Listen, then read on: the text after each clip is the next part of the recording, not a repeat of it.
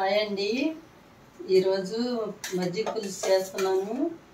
ఎలా చేయాలో చూద్దామండి. ఒక 1/2 లీటర్ పెరుగు తీసుకున్నాను. ఒక పావు నీళ్లు పోస్తున్నాను. పావు చాలండి, ఎక్కువ పోయొద్దు. మజ్జిగ చేసే దాన్ని బట్టి తిప్పొద్దు, ఇలానే చేసుకోండి. సన్నగా కట్ చేసిన ఉల్లిపాయలు కొంచెం ఇలా విడిపోయేలాగా కలిపి వేయండి.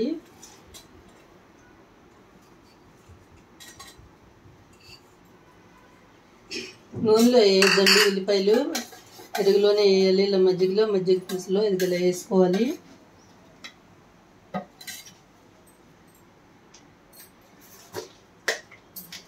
కొంచెం ఉప్పు వేస్తున్నానండి.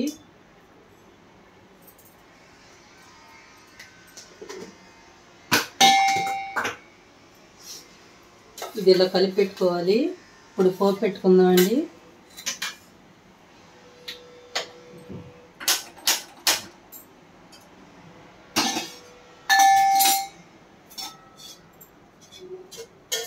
చిన్న స్పూన్తో 2 స్పూన్లు నూనె వేస్తున్నాను.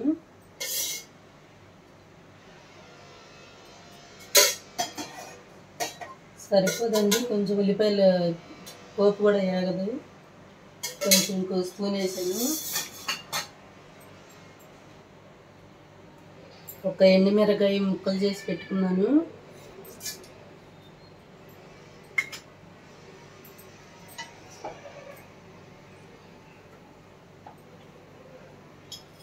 ఒక చిన్న స్పూను పోపు వేసాను. ఒక చిన్న స్పూను జీలకర్ర, కొంచెం ఉంది కాబట్టి పెరుగు తక్కువ వేసుకున్నాను. కొంచెం 3-4 వెల్లుల్లిపాయ రెబ్బలు చితకొట్టి పెట్టుకున్నానండి.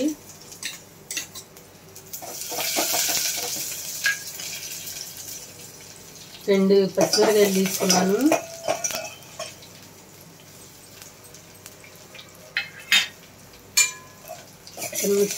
చిన్న అల్లం ముక్కలు 2 తీసుకొని కట్ చేసుకున్నాను. ఇవి కూడా వేసుకున్నానండి.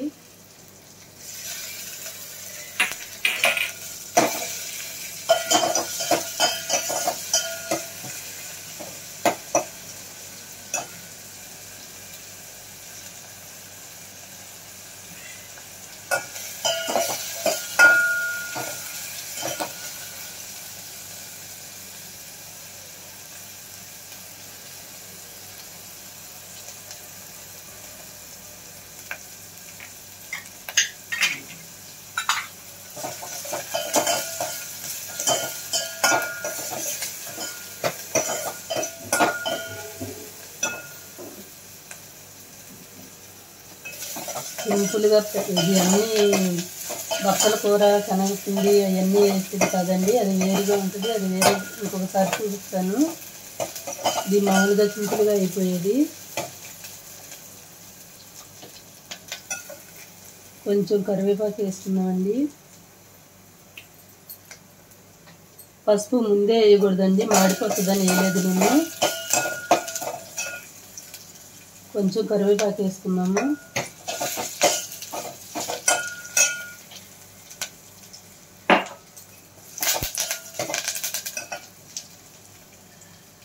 ఇంగువ కొంచెం వేస్తున్నాను, వెల్లుల్లిపాయలు వేసాం కాబట్టి.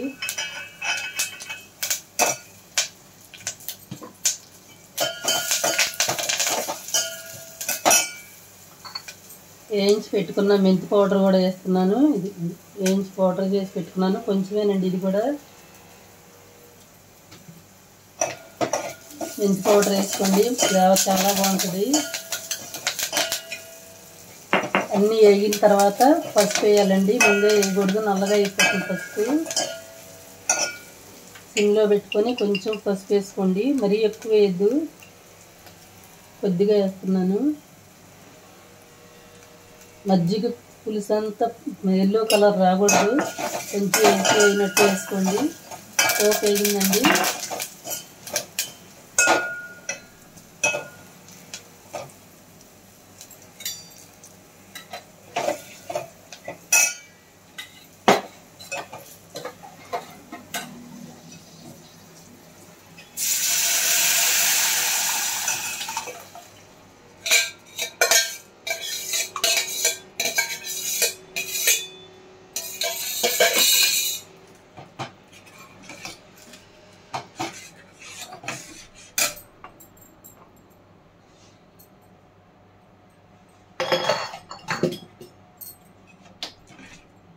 ఇంకా కొంచెం నీళ్లు పోస్తున్నానండి, కొద్దిగా, ఎక్కువ వేయట్లేదు.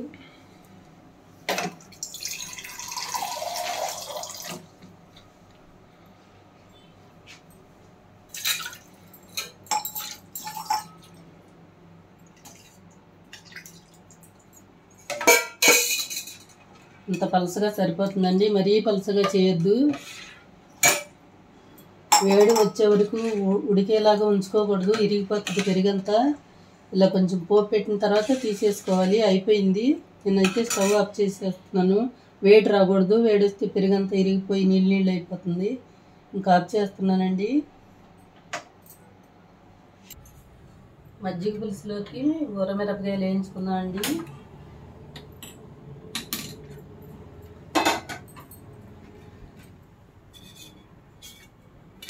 కొంచెం నూనె వేసుకుందామండి.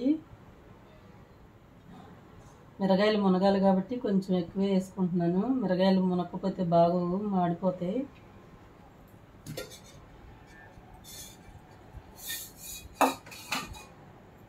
నూనె కాగినప్పుడు వేయకూడదండి, ముందే వేసుకోవాలి.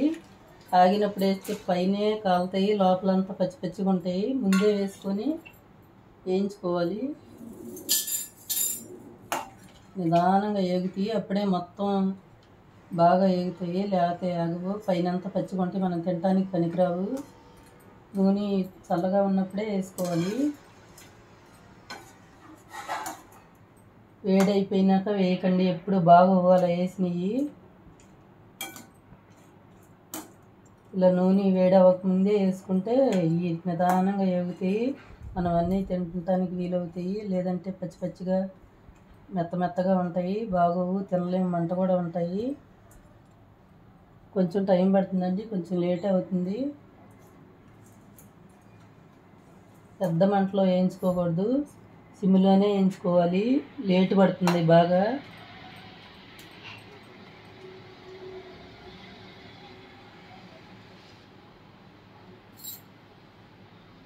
మిరగాయలు అయిపోయినాయండి, ఇలా వేయించుకోవాలి.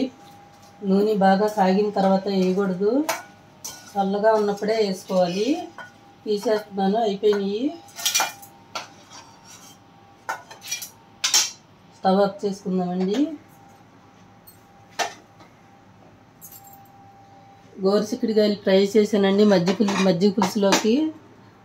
అది మీకు చూపించలేదు, ఇంకొకసారి చేసినప్పుడు చూపిస్తాను. మజ్జిగ పులుసులోకి చాలా బాగుంటుంది. గోరుచిక్కుడుకాయలు కొబ్బరి ఫ్రై చేశాను.